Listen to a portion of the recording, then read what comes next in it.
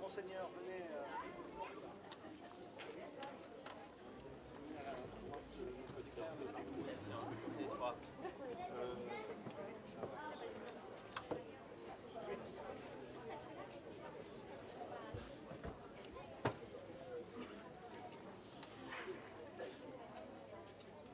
Mesdames, Messieurs, bonjour à tous pour cette merveilleuse journée ensoleillée où même le vent a décidé de se taire pour cette cérémonie et on a même la lune qui est avec nous.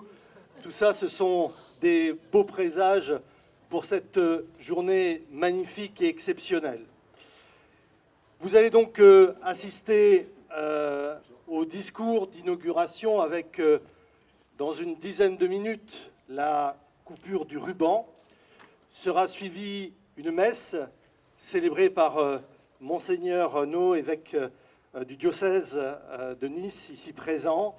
Et puis nous nous retrouverons, si vous le souhaitez, ici même sur le Scouredon pour un apéritif. Il faut garder les traditions et fêter cette belle inauguration. En saluant la présence de Madame Estrosi Sassone, sénatrice des Alpes-Maritimes, chère Dominique, en saluant évidemment la présence de Monseigneur Jean-Philippe No, évêque du diocèse de Nice, de Madame Lelouch, conseillère départementale, représentant Charles Ginésy, président du conseil départemental des Alpes-Maritimes, chère Vanessa, en saluant également la présence de mesdames et messieurs les élus du conseil municipal, que je salue, en saluant la présence de monsieur Damien Bagaria, ancien maire de Tourette-sur-Loup, et de Gilles Vernus, qui est adjoint au maire de la ville de Vence et qui représente Régis Lebigre, le maire de Vence. En saluant également Nicolas Catté, le directeur général des services de la commune, monsieur le chanoine Daniel Bré, curé de la paroisse Saint-Véran-Saint-Lambert, et toute l'équipe de la communauté Saint-Grégoire, monsieur Guy Langlais, qui est délégué territorial de la Fondation du patrimoine en charge du projet de restauration de l'église Saint-Grégoire, de M. Jacques Joncourt, délégué départemental de la Fondation du patrimoine, de M. Madelena, qui est architecte en charge des travaux de rénovation. Évidemment, je souhaite saluer, mesdames et messieurs, les représentants des entreprises, mesdames et messieurs les artisans. Et puis également, je souligne la présence des scouts et guides de France. Tourétanes, Tourétans, mes chers amis, vous ne pouvez pas imaginer comme c'est un honneur, une fierté de vous retrouver ici nombreux ce matin sur notre Scouredon, au pied de notre église Saint-Grégoire, aujourd'hui rénovée. Permettez-moi, Monseigneur, encore une fois, de vous remercier pour votre présence aujourd'hui qui revêt un caractère exceptionnel à cette cérémonie. Soyez assurés que nous vous en sommes reconnaissants parce que vraiment ça donne une dimension exceptionnelle à cette inauguration. La présence également de notre sénatrice qui, bien sûr, représente l'État présent dans les travaux de l'Église, en tout cas dans une partie du financement, qui est, je le sais, très attaché à Tourette et qui est très attaché au lien social. Et l'Église aussi est un important lien social. Notre conseillère départementale, Vanessa Lelouch, qui avec le département, accompagne les grands projets de la commune et qui, depuis le début de cette mandature, le département est extrêmement présent et nous vous en sommes reconnaissants. Alors, mes chers amis, nous sommes ici pour célébrer bien plus que la fin d'un chantier de rénovation. Nous célébrons la renaissance d'un témoin majeur de notre histoire, notre Église Saint-Grégoire. Jusqu'au tout dernier jour, ouvriers, artisans et peintres spécialisés se sont mobilisés avec exigence et savoir-faire pour que nous puissions, dans quelques minutes, redécouvrir ce joyau de notre patrimoine sous son meilleur jour. À Tourette-sur-Loup, vous le savez, les pierres parlent. Depuis des siècles, notre Église veille sur le village. Ces murs ont été les témoins silencieux de générations de Tourettans venus y partager leur joie, leur peine, mais également leur espoir. Ils portent en eux, ces murs, l'identité de notre cité des Violettes et la mémoire de tous ceux qui nous ont précédés. Alors pour la partie historique, je vais faire court, mais elle est quand même importante. On imagine entre le 5e et le 11e siècle un premier monument chrétien qui ait pu se trouver à cet emplacement. Cette hypothèse repose sur la découverte de pierres dites de réemploi, visibles dans le mur de l'église actuelle, sculptées de symboles chrétiens des premiers temps. Mais la véritable église fut ensuite construite au XIe siècle sur l'actuelle place du village, qui était d'ailleurs à l'époque une oliveraie, et elle ne comportait qu'une seule nef. Alors évidemment, au fil du temps, elle a été agrandie, modifiée, sublimée, pour arriver à ce que nous connaissons depuis un certain nombre d'années. Depuis la nuit des temps, sur leur lieu de vie, les hommes ont érigé des constructions à caractère sacré, à la fois pour se placer sous la protection des forces divines, pour se recueillir et évidemment ponctuer les grands temps forts de la vie humaine. Chaque Tourettan ici présent garde en mémoire un baptême, un mariage ou un dernier adieu célébré en ces lieux. Et à titre personnel, cette église, elle m'est particulièrement chère parce que Monseigneur, eh bien, mon grand-père, mon père et moi-même avons été baptisés. Oui, cette église, posée sur la place de la Libération, est le phare de notre village. Cependant, le temps, le grand sculpteur, puisqu'il a fallu du temps pour la construire, mais c'est aussi un grand érodeur, puisqu'il avait commencé à laisser son empreinte sur l'édifice, à l'extérieur comme à l'intérieur. Conscient de l'importance de cette église et de ce qu'elle représente pour chacun d'entre nous, il était de notre devoir d'agir. Et les différentes équipes municipales se sont alors engagées depuis plusieurs années dans une vaste entreprise de restauration. Dès 2018, sous l'impulsion de mon prédécesseur, M. Damien Bagaria, une première souscription avait été lancée avec la Fondation du patrimoine pour restaurer le clocher, la toiture et la charpente.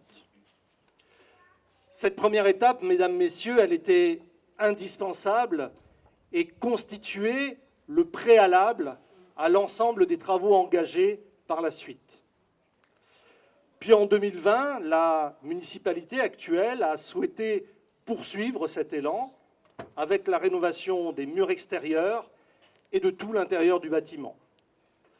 D'ailleurs, pour boucler la boucle, il faudra, dans les années à venir, prendre en charge la restauration du mobilier et des œuvres sacrées, puisque, grâce au Père Breillet, vous nous avez dit que nous avions de véritables trésors, que ce soit les rétables, les reliquaires et les autels qui s'y trouvent, et nous avons déjà enclenché le processus. Restaurer cette église, ce n'est pas seulement entretenir un bâtiment religieux, c'est préserver l'âme de Tourette-sur-Loup et garantir que ce patrimoine si cher à tous demeure debout pour les générations futures. Permettez-moi donc, mes chers amis, de prendre quelques instants pour évoquer l'ampleur de ce chantier et de remercier l'ensemble de celles et ceux qui, de près ou de loin, ont contribué à cette si belle aventure humaine. Ce projet, il a représenté une véritable prouesse technique, avec près de 24 mois de travaux. Et je sais, mesdames, messieurs, que cette période n'a pas toujours été simple, notamment pour les familles contraintes de se rendre à la cathédrale de Vence pour les obsèques. Le culte dominical a toutefois pu être maintenu, tandis que le reste de la semaine, eh bien, l'église se refaisait une beauté. Au-delà de la restauration complète des façades où chaque joint a été repris avec soin, l'intérieur de l'édifice a été entièrement restauré et évidemment modernisé. Électricité, chauffage, sonorisation, éclairage, dispositifs de sécurité, ainsi que l'aménagement de la sacristie. Les vitraux ont été nettoyés, ils ont été rénovés, et les peintures murales révèlent aujourd'hui une église lumineuse et colorée, puisque vous allez y découvrir des couleurs retrouvant les fastes des XVIIe et XVIIIe siècles. Alors il y avait aussi une très belle porte qui donnait sur une oliveraie qu'il y avait ici et qui est devenue depuis la place du Scourédon, sur laquelle nous nous trouvons ce matin, et j'ai souhaité à ce que cette porte soit rouverte. Vous allez y découvrir également l'autel romain dédié au dieu Mercure, qui a été élevé par 2 légionnaires romains en accomplissant le vœu de leur père et qu'on date à peu près, je crois, du IIIe siècle avant notre ère. Et il se trouvait sans doute à l'origine près d'une voie de passage ou d'un temple. On ignore comment est-ce qu'il s'est trouvé niché derrière le maître-autel. Eh bien, nous avons décidé de le déplacer afin qu'il soit rendu pleinement visible aux visiteurs.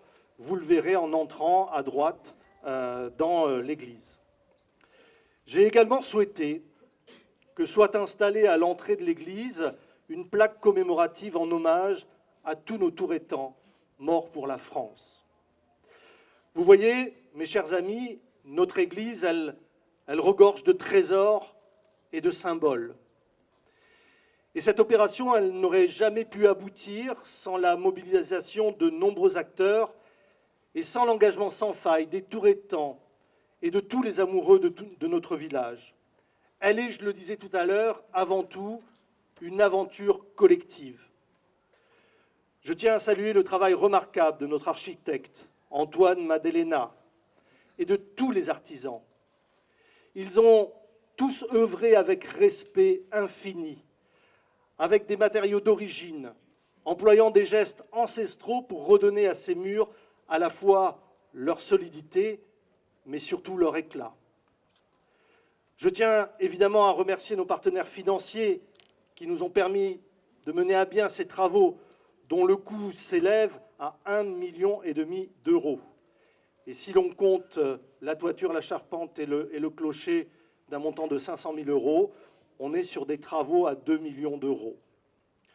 L'État a participé, je le disais tout à l'heure, la région Sud, le département des Alpes-Maritimes et la communauté d'agglomération de Sophia-Antipolis, tous nous ont apporté leur soutien.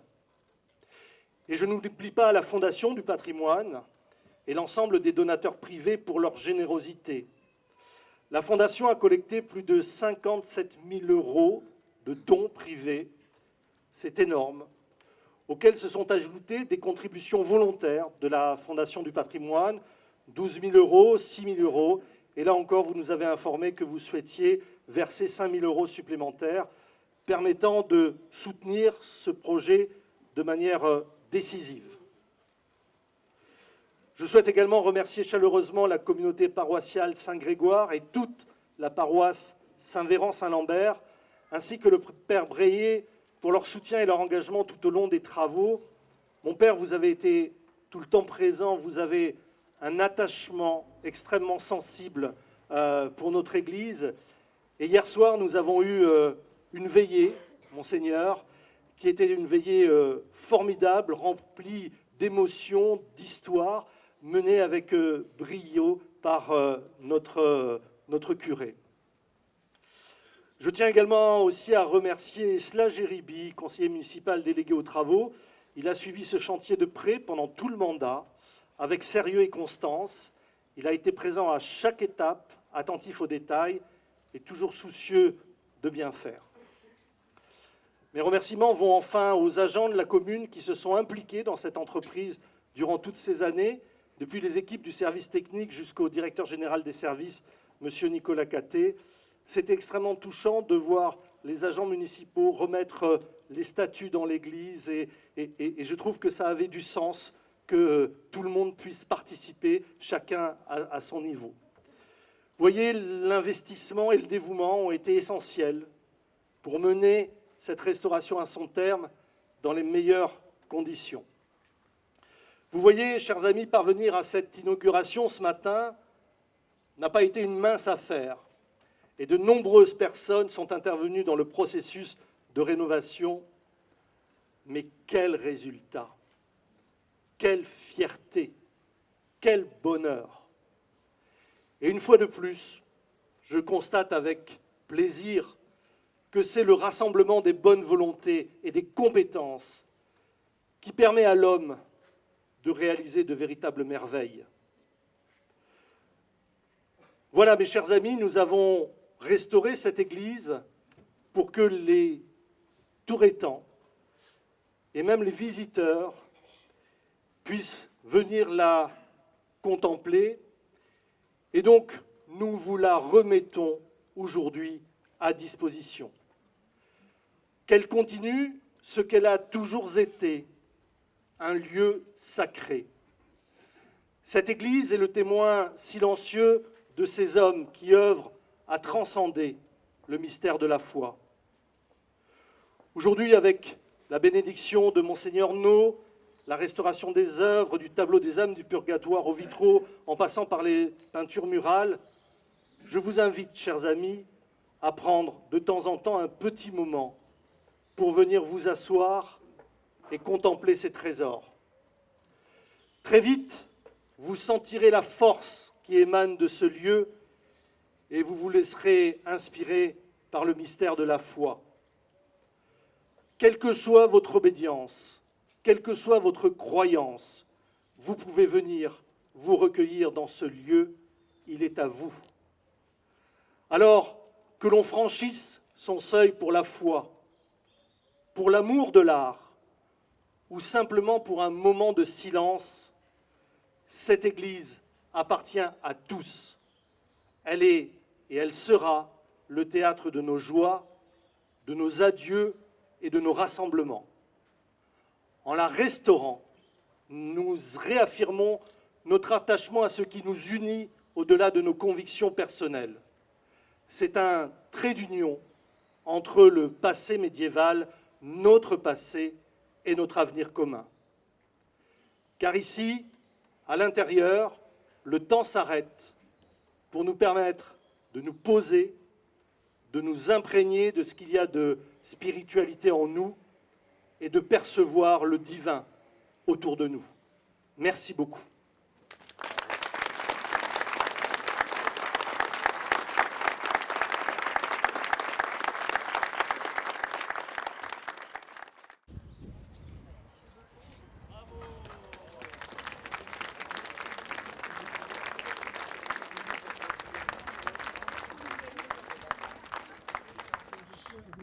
Écoutez, je suis très heureuse aujourd'hui d'avoir pu participer à l'inauguration de la restauration de l'église Saint-Grégoire avec une communauté touretane et paroissiale extrêmement nombreuse.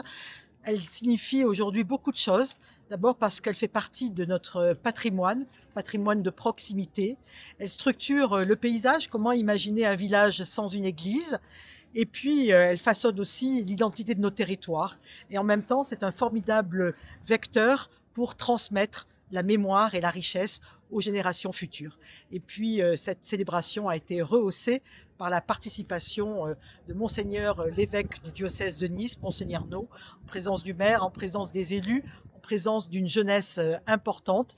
Et tout cela rayonne sur l'ensemble du territoire vensois.